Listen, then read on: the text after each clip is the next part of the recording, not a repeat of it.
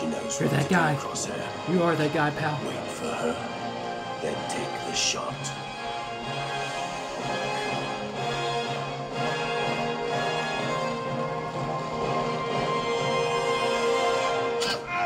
Ooh.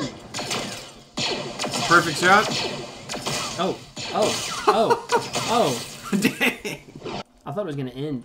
I thought it was over. Ooh.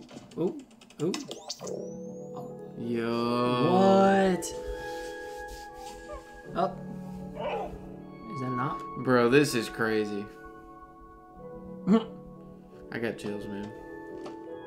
The rebellion needs pilots now more than ever. Wow. This must be early in the rebellion.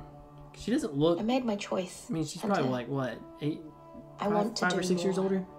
And we don't think she- want to keep you safe. You have. But I'm not a kid anymore. You don't have to worry about me. You're our kid, Omega. You always will be. Hunter, you've all fought Oh, that's enough. beautiful. This, it's my fight. I'm ready. Yeah, I know you are. But I'm not. Dang. I feel like he's like a hippie now. Keep an eye on Wrecker and Crosshair while I'm gone.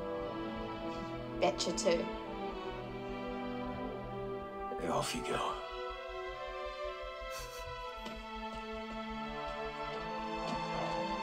Wow, this is crazy, man.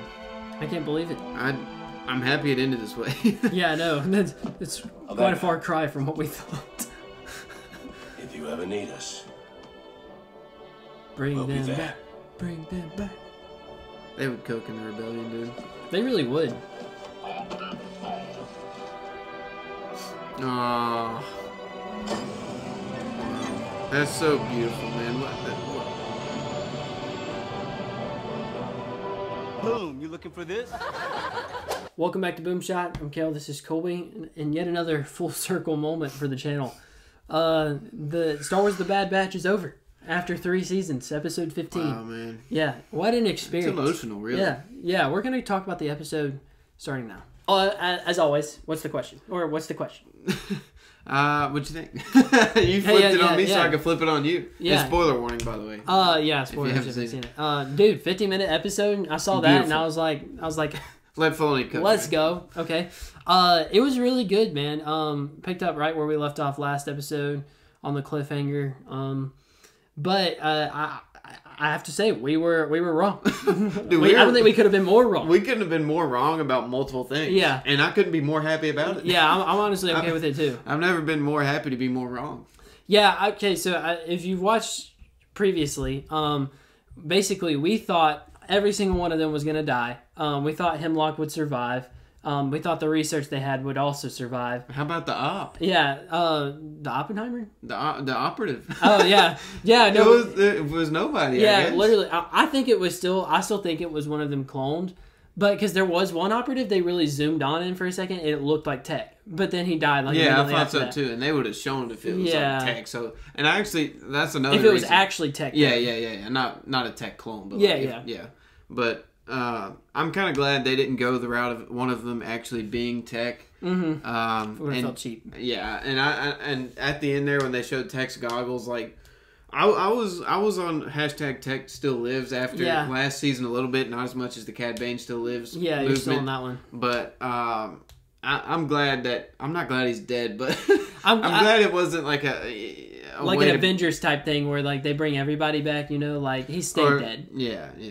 And is that what you're talking about? Yeah. I'm glad. I mean, no, it made it more emotional at the end there, especially when they showed his goggles. Like, because in my mind, I was like, is there a possibility Tech comes back, and would I like that or not? And I feel like, especially at the very end, that last shot, it solidified that. Yeah, definitely. I think I don't know. I just feel like it was a well-rounded finish to the the series. series. Filoni knows how to write it everything, especially like an ending though, man. Like especially because, like you said, we both thought it was over after like all the batch were together. Minus Echo leaves, and then the rest of them are like kind of just standing there figuring out what's going to be next. So yeah, and I thought that would be the end, but it makes a lot of sense that Hunter was the one that knew she'd be leaving. Yeah, and that's what he says. He's like, I still got some of my senses in my old age, and I think that's just so perfect because that was his ability. Yeah, and so the rest of them are sleeping or whatever, and as she's about to sneak off and do something noble, go off and join the rebellion, but.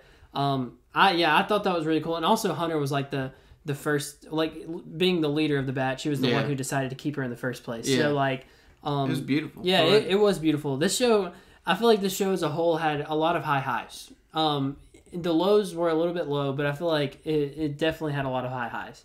Yeah, for sure. And this may be my favorite episode of the whole show. I mean, the last season with Mayday, that was a good one, but. This one may be right up there. It's definitely like I would say this is a S tier episode. Oh yeah, no doubt. I think it goes up there with the original, like the opening episode too, like the Clone Wars style episode. But yeah, like Filoni definitely just knows how to write an ending, man. You say what you want to about Ahsoka, but the very end of Ahsoka was beautiful. Yeah.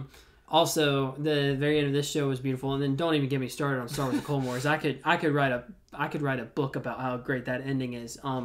But I just think he cooked, man. And especially like with Crosshair, I feel like the way that wrapped up, he saved the day at the end there, even with his shaky hand, and he kind of made eye contact with Omega because she was the one that's like. Was telling me like maybe it's in your head, and then I mean that's a precise shot. A moving. Wait. Was it his hand? His shooting hand? His shaking hand? I think it was his other one because his shaking hand got cut off. Remember? Oh yeah. Yeah. So it was his non-dominant hand, and he's still an ace. That's what I'm saying though. But like I feel like his that whole story with him wrapped up. Like Like he got over that mental block per se and saved Omega, and that's what she was telling him. It was like. You can still shoot. Yeah. You can still shoot no matter what. It was really cool to see. I mean, I think the scene where they all get captured and then, Omega and Echo infiltrate and, like, all the clones are dying at the bottom. The gas is coming out and the operatives are taking them down. And Omega's able to free one thing of Wrecker's. That was sick too. That was like Hulk almost. Yeah, dude, kicks it off. You're screwed now, boys. Yeah, it was sick. Like that was really cool. I don't know we saw the Zilla Beast last. No, this episode. This was this episode. Yeah, this is where he broke out, or she broke out. But yeah, it caused a whole kind of ruckus. So I think like it was really cool to see that as well. It was a lot of cool elements and flashbacks and. Easter eggs, but also at the same time, like it wrapped up the story just excellently. Yeah, and R.I.P. to Nala Se. She did the admirable thing. She really did, dude. I mean, yeah, she took out Rampart and all the information. Yeah, dude. And Rampart, he was trying to snitch the whole time. Yeah, he was trying to weasel his way back into the Empire, dude. Like you're done for, buddy. Yeah, I don't know why though. After they treated you like trash, like I mean, I say treated you like trash, but you destroyed the cloning facility, so like I guess you kind of deserved it. But it's a miracle they didn't put him to death. Yeah, like, I don't know why he wanted to get back in, dude. Yeah, I know. Well, I was thinking it might be like an Agent Callus type thing where he defects. Yeah. But as soon as I saw him follow Nala Se, I was like, oh, of course, dude. Like, this guy. Yeah, but she respect to her. And, she did the right thing. There was a lot, like, everything that went on in this episode, I was so intrigued by. Like, it had my full attention the whole time. And it was 50 minutes. I mean, it was like a full length at 1 hour almost. Yeah, it felt, I don't know. I'm glad they did that. I'm glad it didn't end on a 20-minute episode. I don't think they would have been able to do near as much with it, obviously, but I don't know, man. It was just it was a great episode, a great series as a whole. Like when you look back at it, I feel like this series will definitely grow on the fans on long term. Yeah, I think so too. Especially, yeah. I mean, it's I don't want to say it's up in the air until the ending, but in a way, like you're kind of waiting on the ending to see how you feel about the whole show. And now that it's over, I'm like, this is pretty good. I mean, Clone Wars is still probably my favorite show of all time, regardless of genre or anything. But this is a really good show, man. I mean, it just it's not even fair to compare it to Clone Wars because Clone Wars I think is peak. Like you had 7 seasons. It's about as good as it gets for a show. Like, and it was like almost every season got better the longer it went on, which is rare. But like, So I don't know if it's not. I mean, it could, because it has a similar medium to Clone Wars. You would compare it to that, but yeah, I think it's definitely an excellent Star Wars show, and I'm excited that we got to watch it. Me too, man. I think I mean, surely they're going to keep going forward with animation. So I hope so. I don't know what they're going to do next. I mean, I still feel like they could do something with Ventress. I don't know if they want to do that in animation. I would like to see Ventress in live action. Yeah, I think they could do something like we've talked about Rex and Echo. That would be sick. Yeah, I mean, because Echo leaves again. I mean, he's the only one.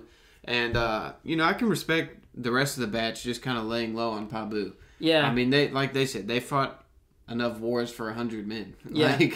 They fought enough wars for an entire galaxy's worth of people. Yeah, when you really think about what all went on during the Clone Wars. Like, what we saw in Star Wars Clone Wars was only a glimpse of what actually was happening across the galactic front. So, like, dude, great show. I'm just happy, man, because I feel like all of our questions were kind of answered. I mean, the operative, like, I guess you could say maybe that was unanswered, but it's still...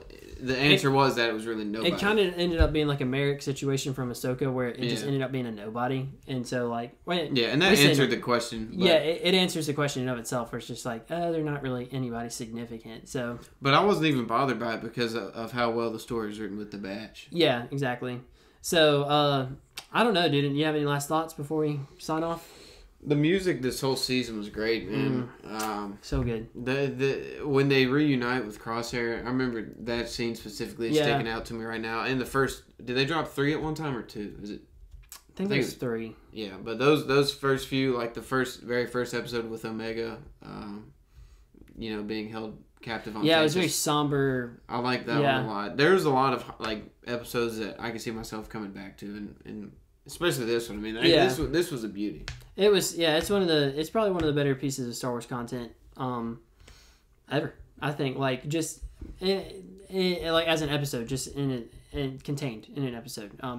We obviously need the whole context of the show, but to feel it. But it was really good. I thought it was really good. Yeah, and I just love that they wrapped it all up, man. Like, we got to see like the epilogue, and I like it. That was one of the big questions. Like, if the batch was still alive at this time. What does it look like now? Yeah. What were they doing? Were they in the rebellion? We see Omega was, but the rest of the batch retired. They might continue an Omega rebellion show. That's be pretty sick. Yeah, that'd be pretty cool. It'd be sick if she was on the Ghost Crew before Ezra came along or something like that. Yeah, maybe she could cross paths with him somewhere. That we didn't see in Rebels. That'd be cool. That would be sick. So, or maybe she makes her own crew. I don't know, dude. But either way, she's a beast. Yeah, and dude. She escaped to prison twice, so like. Yeah. Maximum security prison, pretty much. So let her cook, I guess. But yeah, I mean, she's got a lot of information, and she knows how to use it, and she's very skilled. Yeah, like it would be cool to see her again in the future. But even if we don't, I feel like it's a good ending.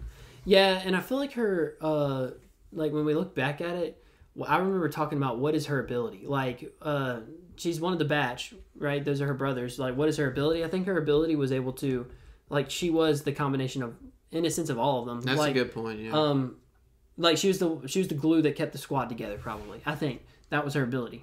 Yeah, and she got to, like, take in information from each of them. Yeah. And I think she learned a lot from Tech, too. Especially, like, she had Tech's, like, smarts and piloting ability. Crosshair, like, taught her how to shoot. Hunter, like, like, she had all of them combined, in a sense. So, like, obviously, you can't match Wrecker's strength, but, like, you match his energy. So, like, how sarcastic and funny he is. So, I don't know. I think it was a really good episode. I think it was a really good season as a whole. I'm definitely excited about what's next for Star Wars. So me too, man. It's in 2 days. It's in 1 day Phantom Menace and 2 days Tales of the Empire. So. Yep. So we'll be covering that. Let us know what you guys thought of this, and be on the lookout for Tales of the Empire. Let's see what that looks like. 6 shorts. It's gonna be fun. So yeah. We'll see you guys. Or thank you guys for watching. We'll see you in the next one.